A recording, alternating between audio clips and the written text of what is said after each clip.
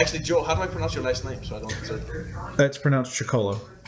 Okay, so that kind of was similar, right? Yes. Okay, so now we are joined by Joseph Chicolo, who is a US-based AML compliance expert who has clients across from different parts of cryptocurrency scene, and he is here. He's working with FinCEN and getting his clients compliant with all the money transmission issues and such.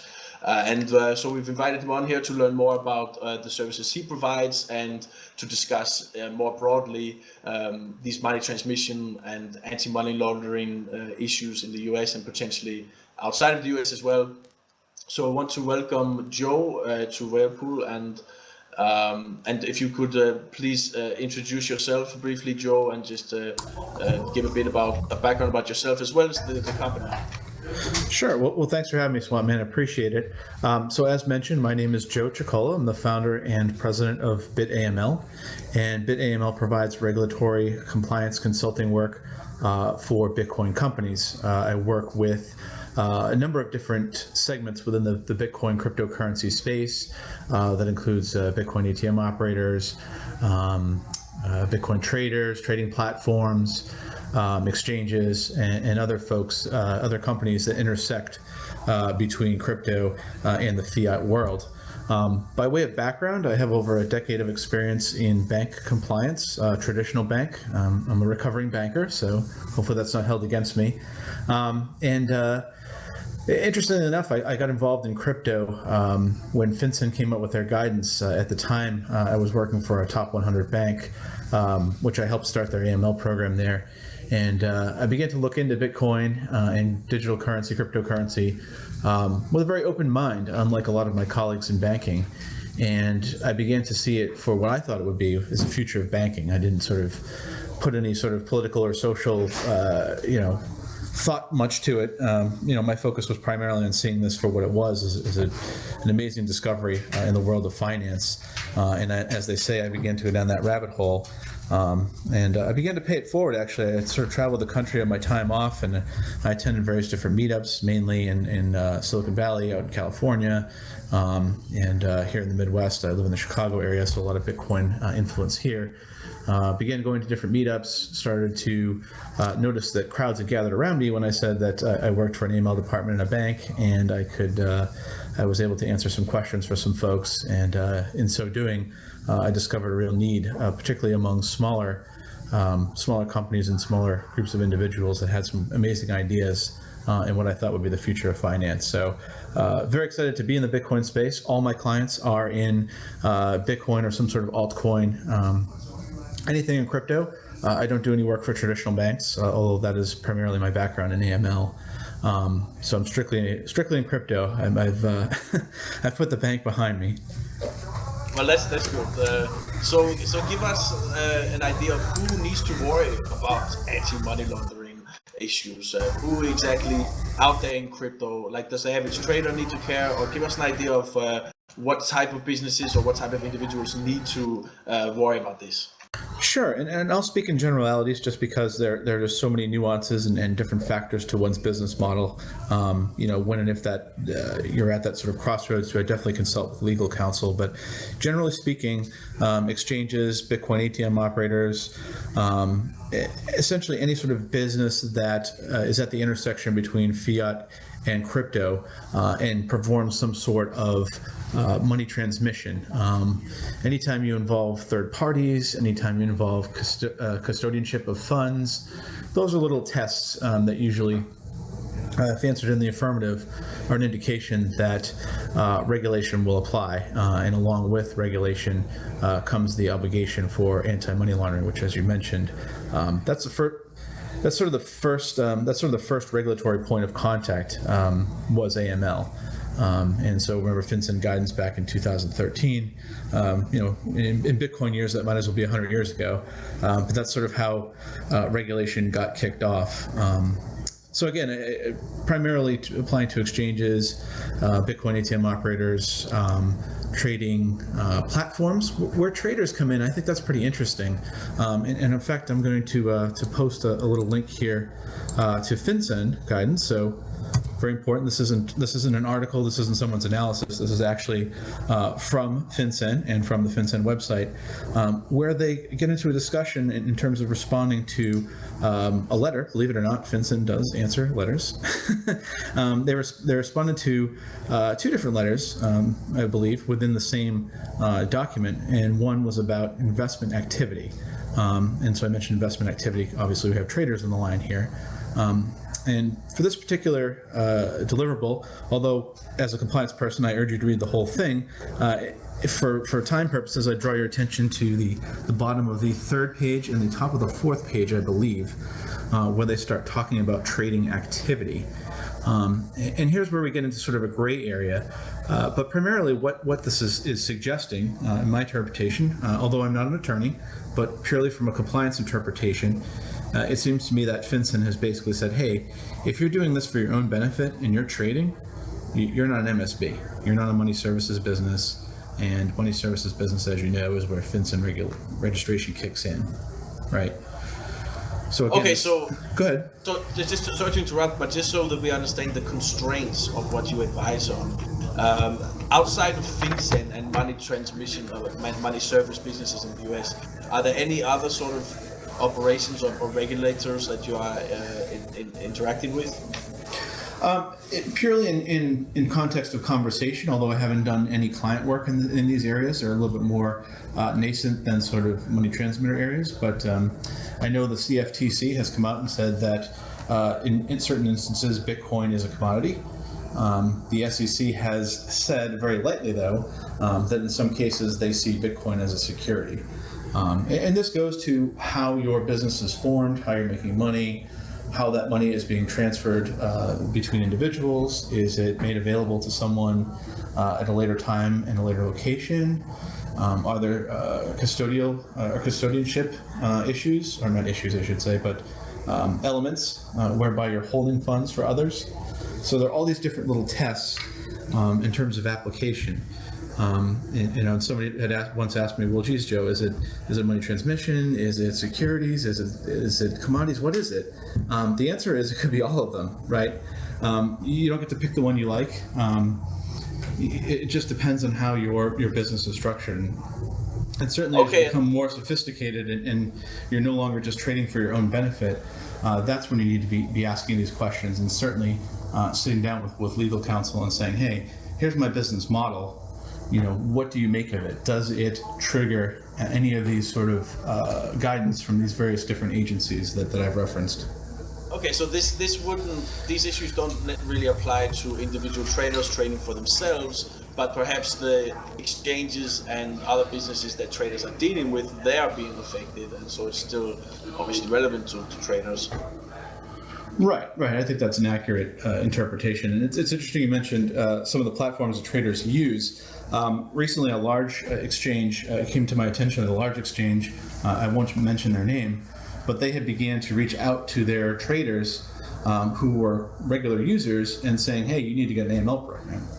And so these traders were calling me and saying, hey, Joe, I need to get registered. I need to do all these different things. I said, whoa, wait a second, you're a trader. It's probably unlikely if you're doing it for your own benefit that you need to register. Why are you calling me? And they began to explain this particular exchange has said I need an AML program, and they really don't care that I don't need to register or not. They just want me to have an AML program.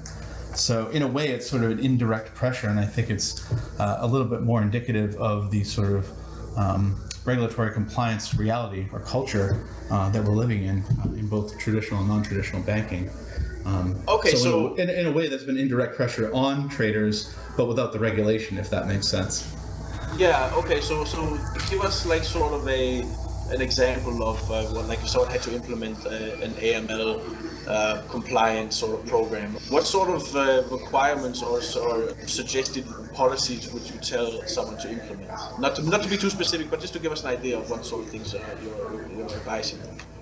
Sure. Yeah, just in generally speaking, I modeled the AML controls after the MSB requirements for record keeping and obtaining information based on the transaction. So I think we've all heard of Know Your Customer, right? KYC. So I've modeled that based on the existing expectations of FinCEN for money transmitters, meaning I've modeled what the traders are gathering for information. I've modeled that after Bitcoin ATM operators and also what Bitcoin exchanges do. So there's a lot of record keeping, a lot of information to be stored. But again, if you're not registered, there's really no reporting requirement necessarily. Although if you do come into some information where you know something is illegal, I dare say you should report that. But as far as sort of record keeping, it's a good first step because we don't know where regulation is going. I think Dan spoke very directly that the IRS is, as he said, dropping the hammer, and we're just seeing more advancement by regulators into this space, and it seems to be coming from different fronts, and sometimes it's seemingly out of the blue. So I think by working with my clients and again modeling it after expectations that government knows and understands, right? So regulators don't like surprises. But if I can work with these particular traders that approached me and said, hey, let's model it after what the regulators are expecting if you were regulated, if they did throw on that switch or if we did see some more heat, so to speak, in this space, you'd be properly aligned with your regulated peers. Okay, so to be clear, there's currently no specific rules or regulations from FinCEN or others related to crypto, but just to be on the safe side, then people who are handling large amounts of BTC for others or might have other conditions that are required to have some sort of program, they need to be on the safe side, they should implement legacy standards that are already in place. So yeah, I just want to make sure I understand this correctly. So if you are trading by yourself for your own benefit, more often than not, obviously there's exceptions to everything, so definitely check with your lawyer, but more often than not, regulation is not going to apply. But yes, modeling it after sort of traditional legacy MSB and also Bitcoin MSB regulated institutions. Now, where it might get a little challenging, and I think this is very important, if you are trading and then all of a sudden you decide, and I did an exercise with an attorney on this in the space, we began to approach some various different state regulators, I won't mention the states, and we began to do an experiment. And we said, hey, we have this hypothetical client, and he enjoys trading Bitcoin, and he's following all the rules, he's just doing trading.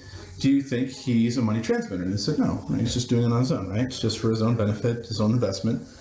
Well, okay, what if this person brought in someone else and they pooled their money together, and then someone else came in and they said, okay, yeah, you guys can trade and just, here's the money, you guys make the decisions, just cut me a check at the end of the month. Well, then the whole, the rules change, right? So all that gets thrown out of the window. And now you have an issue of holding other people's funds, and maybe certain expectations relative to, securities would kick in. So, right, but just to clarify, because I think it's understood that this issue of custodianship and whether individual traders are accountable, that's one issue. But I'm just asking about the FinCEN policies towards crypto in general.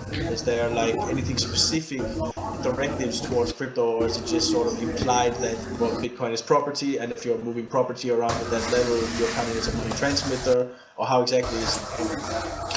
Right. So FinCEN defines money transmitter for the crypto space. If you are an administrator, meaning you have a centralized cryptocurrency, right? So that's not talked about as much. The other classification they come up with is exchange, which is kind of complicated because in the world of Bitcoin, we talk about Bitcoin exchanges, for example, Coinbase, right? But when they talk about exchange, what they're meaning is into and out of fiat currency. And so that piece of information that I recently attached here to our discussion from FinCEN was in response to a letter seeking clarification, right? So essentially the person who submitted the letter to FinCEN is basically saying, yeah, I get this whole exchange thing, but I'm doing it for myself, but I am exchanging in and out of Bitcoin. Does that mean I have to register? And so, again, FinCEN can only go on the information the person in the letter provided, but I think it seems to me it's pretty clear. Again, in page 3, Finson writes, what is material to the conclusion that a person is not an MSB is not the mechanism by which the person obtains the virtual currency, but what the person uses that virtual currency for and for whose benefit, right? Whose benefit, that's very, very important. Activities that in and of themselves do not constitute accepting and transmitting currency, funds, or value does not fit within the definition of money services, money transmission services. So the IRS considers Bitcoin to be property in terms of FinCEN. It may as well be money, and you're under the purview of money transmission licenses. Right, and that goes back to me, sort of listing off these agencies and saying, well, it's a security, it's a commodity, it's property, it's money transmission. It could be several of those, right? When the IRS comes in and says property, they're saying it's property for purposes of taxation. Right, and that's their scope, their limited view. I don't mean this disrespectfully, but their limited view of the world relative to taxation is property for the purposes of taxation. They're not making property. They're using that in the tax definition. They're not saying property in other definitions, and they're not excluding other definitions or overriding other definitions. They're coming at it purely from a tax perspective with respect to the information that Dan shared. Okay, so and this is all related to the US, right? So and there's some. I mean, I'm not a US person, so I'm not totally aware of these issues, but I understand that often there's differences between the states on some of the laws and regulations. Yes. So this FinCEN money transmission license, how does this vary state by state, or is it all federal, or how does it work? Yeah, the states make it extremely dicey, right? So let's take it from the perspective of registering with FinCEN as an MSB. So say, for example, that was an obligation that you had to fulfill. You would register with FinCEN. It's a very simple process online, 30 to 60 minutes tops. Information about your company, your LLC, or your corp. Who the person responsible is going to be, their contact information, address. Basic information you almost you can rattle off the top of your head, right? And then within a couple of days, they'll send you an email saying, here's your registration. It'll be posted online in 2 weeks. Very simple exercise. Now, when you do that with FinCEN, you agree to, among other things, develop an AML program, which is, my job. That's what I help out with. But you also agree to be registered in every state within which you do business. Now, every state, if you're familiar with the United States, it's not just states, it's also territories, but almost every single state and territory has their own licensing regime, and their licensing that you have to get is permission-based. It's not like FinCEN where you just go online and you fill out some information and they say, oh, great, here you are. In many cases, you have to go through a process of background check, you have to put up an application fee. Some states there's even fingerprints and all sorts of different hoops you have to jump through and information you have to provide in order to get licensure. And what's interesting is a lot of these states have taken various different stances. I mean, I don't think I need to talk too much about the bit license in New York being one end of the spectrum.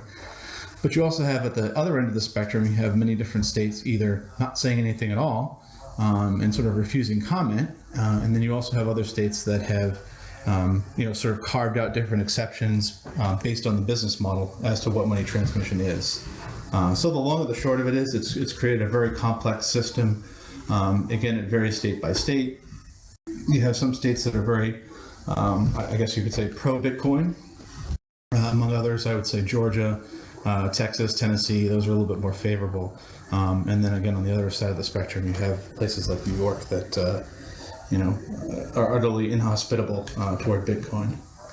So how about non-US persons and entities? Are they subject? They have nothing to do with US customers. Like, do you have any advising for non-US entities? Yes, and this is a great question, right? Because I've had earlier on, I had a lot of clients come to me and say, "Well, gee, Joe, I'm just going to start my MSB. I'm going to start my Bitcoin business in some other country outside of the U.S." I said, "Oh, that's great, fantastic. What are your plans? Who are you going to market this to?" "Oh, I'm still going to have U.S. customers." They said, "Well, they're very important because FinCEN will make you register as a foreign money transmitter, right? They'll go after you and say you have to register as a foreign money transmitter if you have some tie to the U.S., and they use very broad legal language, as you can imagine, to associate your activities with the U.S. So, especially if you have a lot of clients in the U.S., it doesn't matter where your server is, it doesn't matter where your business operations are, you're dealing with the U.S. And there's a term for that called extraterritorial jurisdiction. So I'll put that in your word of the day, but that's something that very few countries outside of the U.S. use in order to assert some sort of jurisdiction over transactions and so-called consumer protection. So to make an analogy that the traders here will understand, it's similar to the CFTC and their broad scope, where if there's any exchange, it doesn't matter if you're based in PBI or Hong Kong or whatever. If you have any U.S. customers at all, you are under their jurisdiction, and they will be able to fine you and do all kinds of illegal things against you. Absolutely, very similar to that. We also see that with OFAC, Office of Foreign Assets Control, which is a sort of an obscure bureau within the U.S. government that publishes a list of individuals in countries that are not allowed to transact any financial dealings with people in the U.S., right? And so they assert extraterritorial jurisdiction. For those that remember Ben Losky and the bit license, Mr. Losky was actually quite famous in legacy space for using extraterritorial jurisdiction. Anytime some transaction had some element of clearing in the U.S. because it tended to clear in New York, which, no surprise, that's his district. And in many cases, he actually went after a lot of foreign companies because they had that tie. And that's sort of a bigger example in the legacy space, but I don't think it's any less important to look at the ability the U.S. has with respect to extraterritorial jurisdiction. Okay, so I mean that sort of brings up the issue of the regulatory or political environment. Is there any hope for or any sign that there's going to be simplification of this kind of process? Because it sounds messy with the state-by-state thing, and there's this whole argument in the U.S. about free markets and having supporting financial innovation. I mean, how's that looking on that front? The debate is ongoing in the U.S. For those that aren't in the U.S., there's there tends to be on the right or on the conservative side this idea of states' rights, where each state is an individual laboratory and therefore should have some ability to have some different laws and sort of experiment, if you will, legally. I think with respect to actual prudent steps going forward, there's a lot of discussion about how do we change this sort of 50-state nightmare and make it a little bit more across the board, right? So the OCC, Office of the Comptroller of the Currency, which is one of the top regulators of banking in the U.S., they're mulling, among other things, a sort of a fintech charter,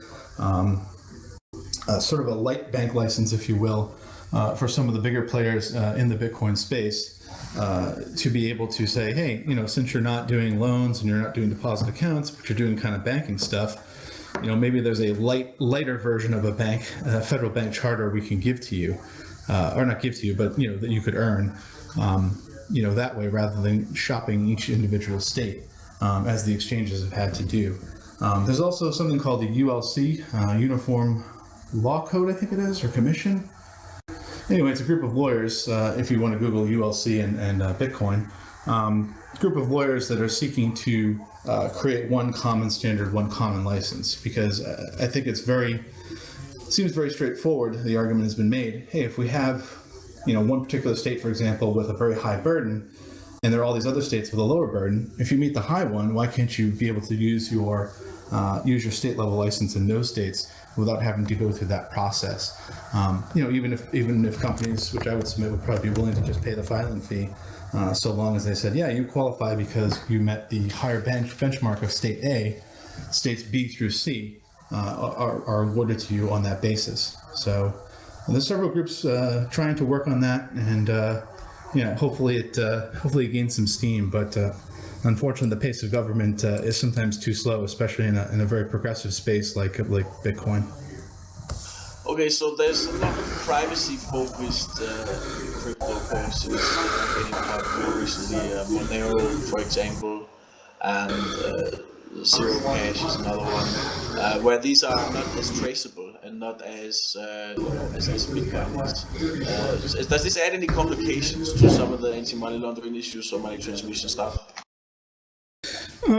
It does. I mean, they're still so early in the process in terms of the regulators sort of wrapping their head around this. In the conversations that I've had with regulators, it seems to me there's still an education hurdle.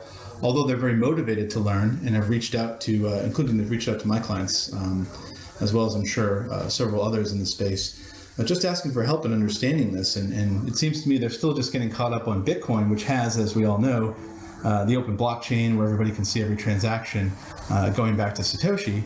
And now we introduce these other cryptocurrencies that have this privacy. It's become a little bit more difficult.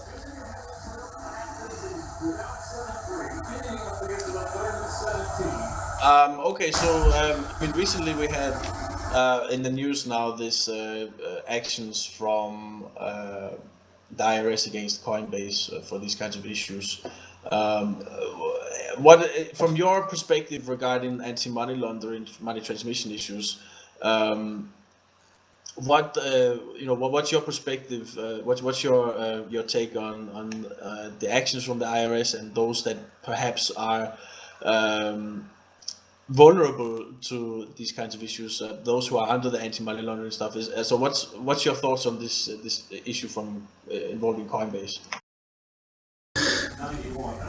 Right. And so involving Coinbase, again, that tends to be more, or that is more of a tax issue. But I think fundamentally there's a lot of similarities to the AML space. And even if you aren't under FinCEN or under the other regulatory agencies, it really comes down to documenting, right? Keeping track of your records. I know I've had a lot of clients or friends in the industry that said, oh, the blockchain is the ultimate record. Well, yes, okay, I get that. But you need to keep records on your own. There are some software tools out there that Dan mentioned, but where the parity between the work that I do and Dan does comes down to is documenting, keeping track of your records. When you purchase things, when you sell things, as detailed as you can. No one's ever complained that they've been over-prepared for an audit or over-prepared for a situation by not having, by having too many records, right? No one's ever complained about that. So it comes down to keeping track of that. And it also comes down to just common sense when you're doing business. If you get a sense that something's wrong with the transaction, don't go through with it. Don't put yourself in that position where the government could say you were unwittingly, you put yourself in this position where you're exposed to these bad actors, or how could you not have seen this? So there definitely is a reasonability standard, even if you aren't regulated. Okay, so I think that covers sort of like the prepared discussion we had. Unless you want to make some other points before we open up the questions to the other users. No, I think we just open up for questions now. I'll just take a quick look over my file here and see if there's any other hot button topics to press upon. But I think this is a good start, and as is so often the case, I learn more and I share more with Q&A. So I'm happy to open it up at this time if you want to take the lead on that, Swanman. Okay, cool. So yeah, we've got a question in the chat right now from a user who's referencing. You're familiar with Poloniex, the altcoin exchange. They're not handling. Poloniex, they're not handling any fiat whatsoever. They are only doing altcoins, and Tether as well, which is this sort of colored coin, USD allocated Bitcoin thing. And so he's asking that there's some articles on Coinbase about New Hampshire requiring money transmission license, and Poloniex has apparently banned people from here. So do you know anything about New Hampshire specifically and these policies? Not specifically about New Hampshire, but I do have some information on this particular point. So just for clarity, and I've heard of Poloniex, but is this strictly a crypto to crypto type of exchange like Shapeshift? Yeah. There's no fiat involved whatsoever. Okay, all right. So what's interesting about that is if you just do crypto to crypto, and Eric Voorhees of Shapeshift is very upfront in talking about this. I'm not speaking for him, but I think he's been very adamant in why he started Shapeshift, but for the reasons that if you stay crypto to crypto, regulation doesn't apply except when it comes to New York, because in the BIT license they specifically wrote in that crypto to crypto is covered. Whereas the remaining states, their focus has been on-ramps and off-ramps to fiat through crypto. I'm not familiar with what New Hampshire has specifically said on this topic. That's news to me. I don't have any clients in New Hampshire as of yet. So it'd be interesting to see what in that regulation or what in that state licensure would suggest that crypto to crypto would be covered. So definitely you can read it within the BIT license, and that would be something to look for when and if things proceed in New Hampshire. Look out to see if if they're focused on crypto to crypto, and if they are, I would hazard to guess they would take the language or very similar language and rip that from the BIT license. But didn't you say earlier that even if it's just crypto, as long as they're handling the custodianship of funds, it still counts under FinCEN, because even though there's no fiat involved, you're holding the crypto for someone else, and that's somehow still under that. Or did I misunderstand something on that? Right. So I'm looking at it from sort of the FinCEN perspective of money transmission. So for those purposes, FinCEN has not talked about crypto to crypto, and the states have not either, with the exception of New York. Right. So New York sort of went above and beyond, whereas most states are content to let FinCEN take the lead in money transmission regulation. In this case, they exceeded that and went on to regulate crypto to crypto transactions. I can take a look here. It looks like someone has submitted a link regarding the New Hampshire matter, so I can take a look at that in between questions, and hopefully, if time permits, we can come back to that. But did that answer your question? Okay, yeah. I guess I just I thought that so the money transmission issue only really comes up when there's a fiat involvement. It's not, even if it's just pure crypto, like that doesn't count, right? Yes, generally speaking, that's where FinCEN comes down. Is again their look on this is, okay, we'll set up our guard tower at the entrances and exits to the traditional financial system, right? So anytime you come into and out of, or excuse me, anytime as a business entity you provide a service that comes into and out of the traditional financial system, that's where they want to put their guard post, their toll booth, if you will. Okay, so that makes sense then. So that's why you're saying that Voorhees and others are making their, and Poloniex, I suppose, also makes this argument that they're all crypto, so that they're not under any kind of requirements for AML, which is interesting. So, and I believe Shot, I don't know if you have your microphone, if you can get on the mic and ask yourself about the ATM issue. Yeah, I'm here. How you doing, Joe? My name is Tim. I'm down in Florida. Is there a difference in compliance issues between a two-way ATM and a one-way ATM? So in terms of licensure, or in terms of compliance controls you have to put in place? I guess both. Okay. So no, in terms of from FinCEN's perspective and from generally from the state's perspective, although we have to cover 50 states plus territories, but from FinCEN's perspective, they say that you are a money services business, and in particular, you're a money transmission or money transmitter, which is a type of money services business. Where the difference comes in between one-way and two-way, when you do put your AML controls in place, you're offering two different services. So the expectation from the regulator standpoint is that you design your AML controls around both of those transaction types, right? So there are different risks posed by both. From the government's perspective, anything in cash is high risk. Anything with new technology is high risk, right? So you're already you're already in the high risk pool, if you will, from a regulatory standpoint. But it's important to understand what risks are posed by both, and to design your AML controls around that.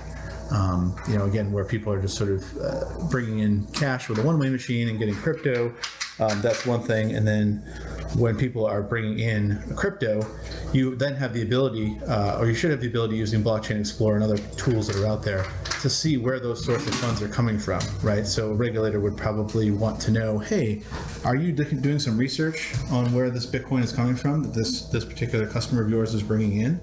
Obviously, with a one-way machine, you're bringing in only cash. So there are some differences in terms of compliance, and I would say any examiner worth their salt would want to see a difference accounted for in terms of offering those two services versus one service with a one-way. So is there any sort of indications that the crypto to crypto, I guess you could call it a loophole, for lack of a better term, whether that's going to be, is there any indication it's going to be closed, or that the regulators are sort of realizing that might be a problem? I haven't heard anything on that subject, but it would not surprise me if regulators saw an opportunity, if they see more and more come into that space. I think Shapeshift was sort of a leader, or maverick, if you will, coming into that space, and with a lot of resources and well-researched. Bravo to them for finding out, as you called it, a loophole whereby they could operate and not have to ask for and retain customer information and create these honeypots because they were simply doing crypto to crypto. They were outside of regulation. But I think as we see more and more players come into the space, and I think Dan has mentioned that too, that, anytime you draw a lot of attention, with business models and something new comes about, you tend to grab the eye of a regulator. So it would not surprise me if the regulators took this up as a point of discussion, or sought some commentary in this space, but as of this moment, I haven't heard anything, and so I won't volunteer anything. I think it's a space that at least for now will be left alone. Okay, I'm going to risk getting a little technical here, because there's a gray area that I sort of want to get clarified. There's this idea of synthetic US dollars. So you can use crypto to essentially build USD value, even though you're not holding USDs. So one example of this is Tether. I'm not sure how familiar you are with this, but they basically use like this kind of coin concept to allocate BTC to allocate a certain amount of US dollars towards certain BTC, and allowing you to effectively transfer Bitcoin back and forth, but the Bitcoin is representing USD value. How is this still falling under the this crypto loophole, or is this entering then an area where it's actually counting as USD rather than crypto? Yeah, I'm not familiar with Tether, but as you described it, I'm beginning to think regulation is something that if it has not already creeped in, will creep into this space. And anytime I hear terminology like proxies for or representations of, that's usually a word generally in finance where you're going to find regulators camped out. What regulator will step up and deal with this specifically? It may require a letter, a request for a decision, or it may, on the part of a regulator, proactively require them to necessarily come forward with a question on this. But I wish I had more information on that. But perhaps if you, Swamp Man, or some of your listeners here could provide me with a couple of links or two, I'd be happy to do a little extra homework and apply my compliance brain to that particular question, and maybe come back with something a little bit more in-depth in terms of analysis. Yeah, okay. We'll give you a couple of links, but that's one area on the spectrum. Tether is one where there's BTC, there's USD that's allocated towards BTC, colored coins which are then moved around, or whatever you want to call them, Omni, whatever.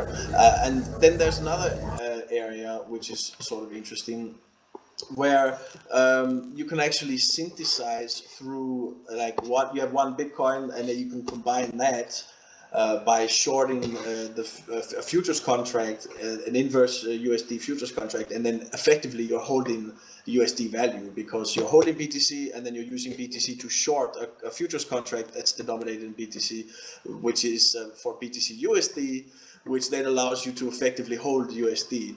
And I know that might sound a bit convoluted, but and I'm not sure if you follow it, but basically you're still all in crypto, but you're holding what is in effect USD value through a sort of financial engineering. That's a little bit further down the spectrum, and I wonder if this is more clear of being under AML regulations, or if that's still falling under this crypto loophole. Yeah, again, I haven't heard anything specifically about that, but the way that you described it, it seems to me this would be of interest to the Securities and Exchange Commission and the Commodities Futures Trading Commission.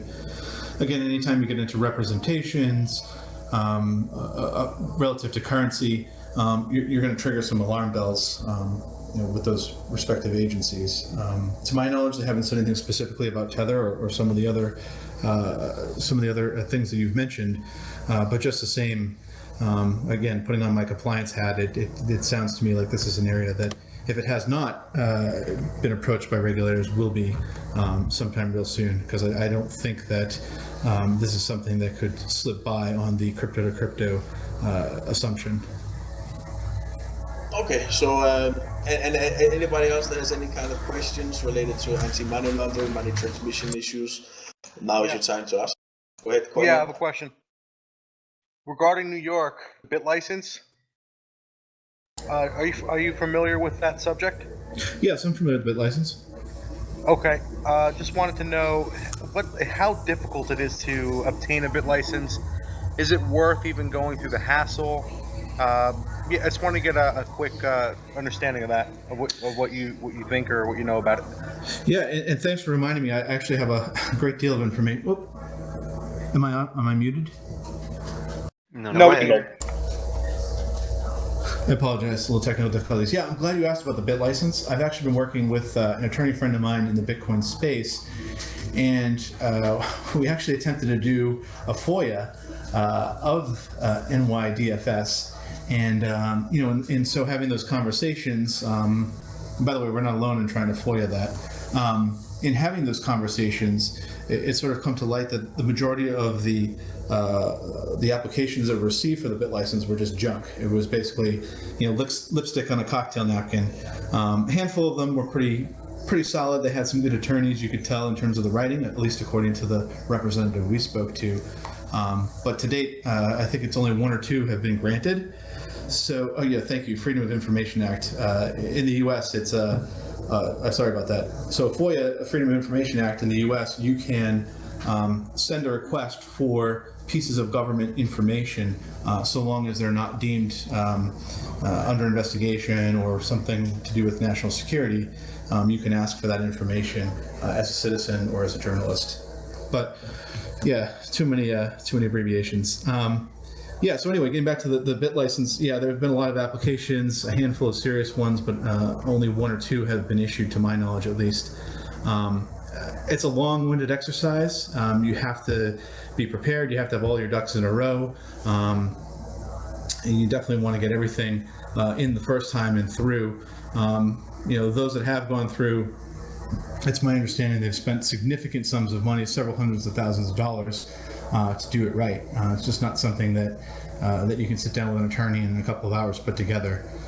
It's a significant piece of information. I think it's 42 pages, if I know correctly. It's not just AML. You have to have a cybersecurity policy. You have to have a fraud prevention policy, consumer protection policies, all these different elements that have to be done and submitted. And it just seems very, very difficult to do. I wouldn't dissuade anyone from doing it, but I just want people to know what they're getting themselves into if they decide to go for it, so to speak.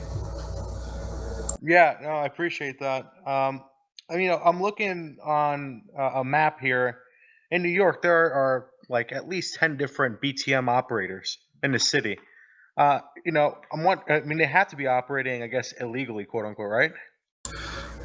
That's a possibility. I do seem to recall that there was some sort of period of time or grace period that the state was allowing. I don't know if these still operate under that.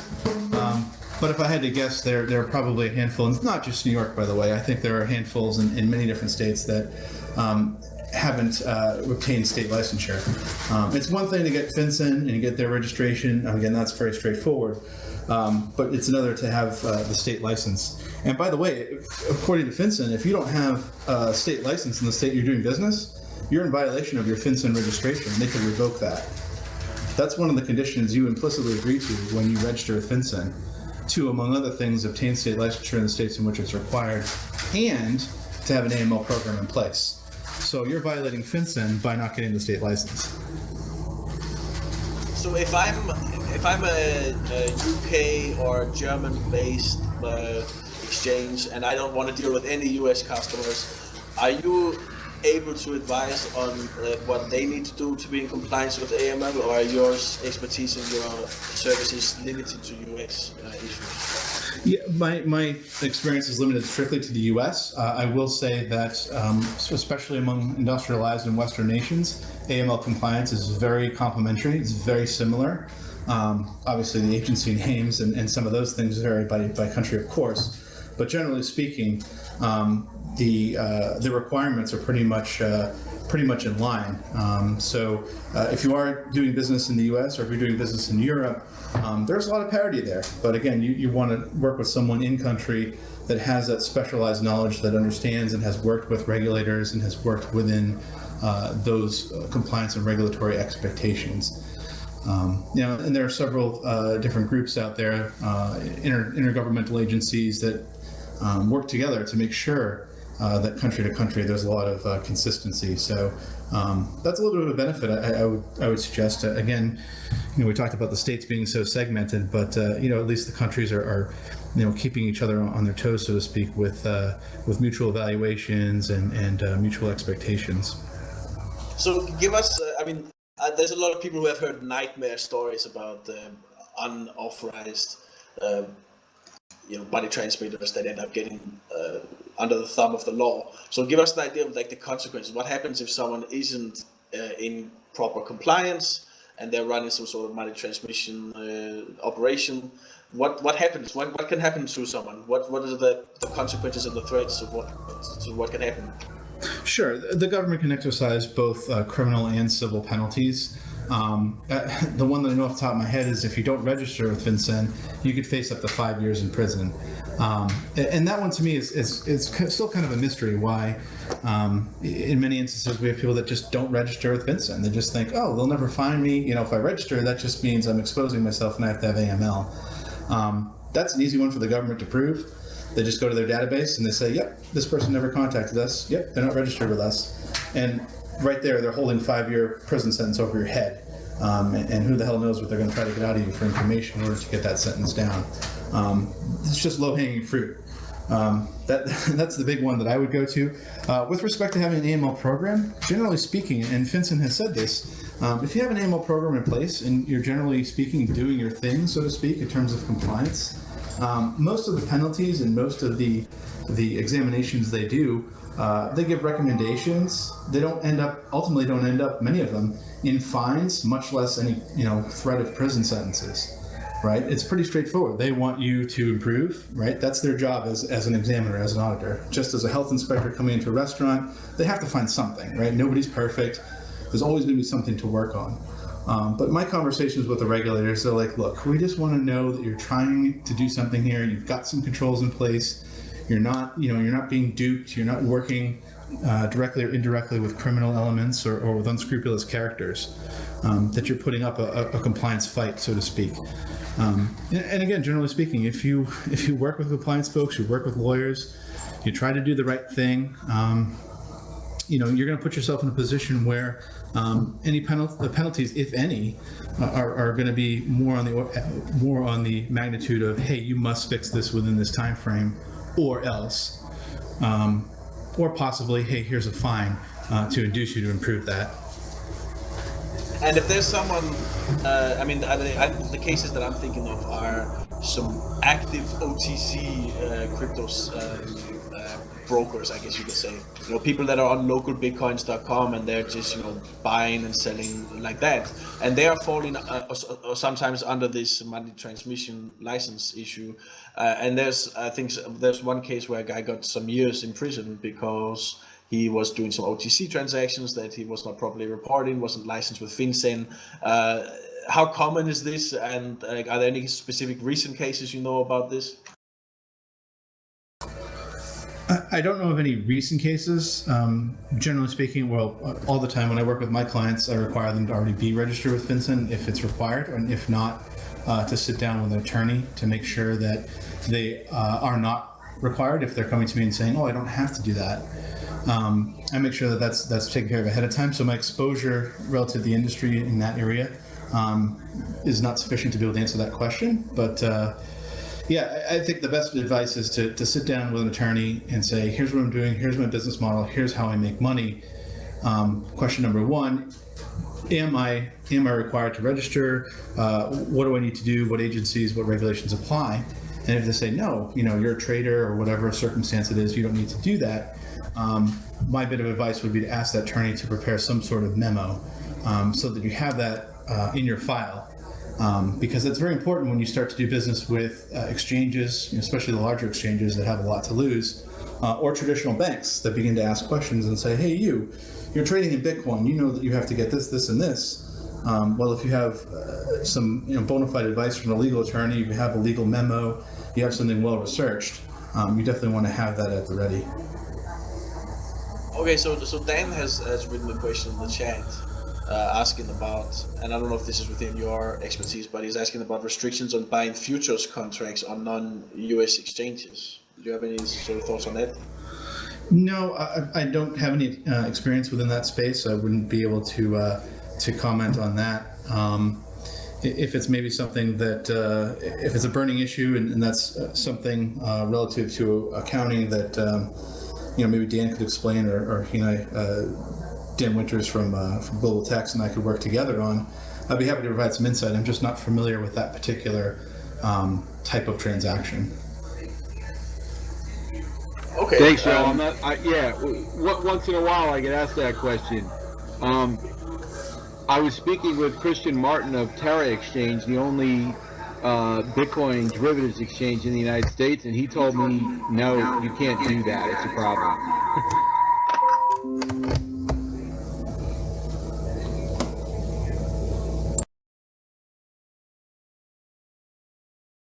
Microphone activated. Do you have a headset? Yeah, I apologize. I'm having a little technical difficulties here. Let me try to clear this up. But continue, Dan. I'm sorry if you were talking.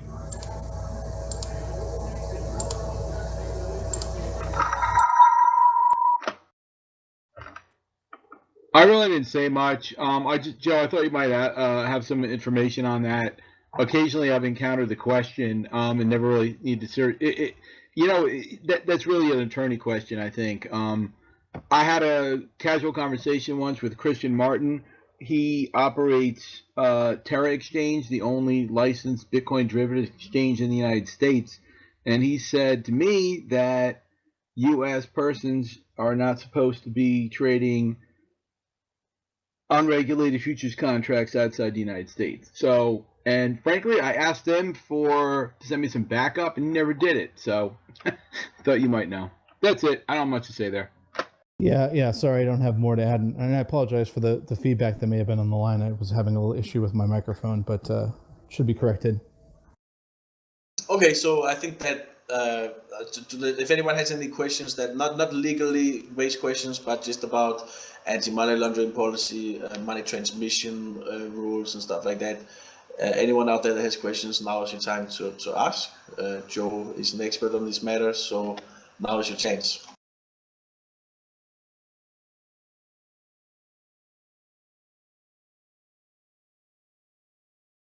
Okay, so I think we covered all the corners there. So unless, Joe, you have any other sort of points to make along these issues, or any kind of news or anything that you would like to talk about before we close it out?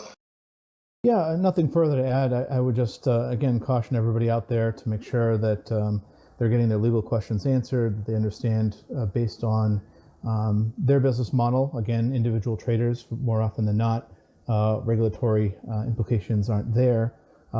But as you begin to explore other alternative ways in setting up your business and obtaining income, definitely want to look into that. Definitely want to surround yourself with legal counsel. And of course, Dan Winters was very useful information here in terms of accounting, making sure you keep that information. When in doubt, document things. Maybe I would add one more thing outside of AML in terms of my experience with consumer protection rules and regulations. Anytime there's a dispute, anytime there's any information about a trade that you didn't feel comfortable about, by all means write it down, what happened, how it was corrected, how fast it was corrected, things like that. While we haven't heard consumer protection regulators like the CFPB, they haven't really chimed in on Bitcoin with respect to requirements like they do with banks or other sort of legacy financial players. That's going to rear its ugly head at some point. So stay ahead of the curve. And it's also just good business. Good compliance is good business. Keep track of these issues, keep track of these errors. Again, no one's ever got in trouble for documenting more than they should. So keep those records, keep those handy, and just have fun and be safe out there. Okay, so if there's any ATM operators or exchanges or brokers out there that need your services, let the listeners know how to get in contact with you and any information regarding that. Yeah, sure. No, I appreciate you asking. Joe at BitAML.com is a great way to hit me up through email. I'll post this information below. So for those that maybe international or prefer to be on Skype, whether direct message or just a Skype session, I'll put this down there below as well. Those are great ways to find me. Also, if you go to BitAML.com, about halfway down or so on the landing page, there's a link there. You can join the Slack group. So through BitAML, I set up a Slack group where folks can post stories, or obviously if it's more of a business related question to your business, you can direct message me through that Slack. I get the notification on my phone. It's a great way to kind of go back and forth on any sort of technical questions. Generally speaking, I don't charge for that. So if people want to hit me up for free advice, you can find me on my Slack channel.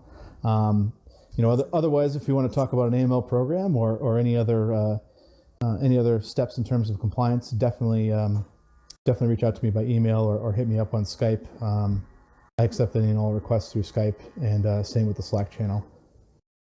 All right, great. There you go. So anybody can go to bitaml.com, go to their Slack, contact them on Skype. If you think that these money transmission issues are relevant to you and it's affecting U.S. people, or even if you're international and you have questions, Joe is available for consultations. So thank you very much for joining us, then, Joe, and we'll wrap this up then. And thanks a lot for everything. Well, thank you, Swami. It was a pleasure to be here. A pleasure to talk to all your traders. Again, my information is below. Even if you just want a second opinion, or if you just want to talk about compliance, or you need a referral to a lawyer, whatever, hit me up. Always glad and always appreciative of the opportunity to talk to traders and to folks in the Bitcoin and crypto space.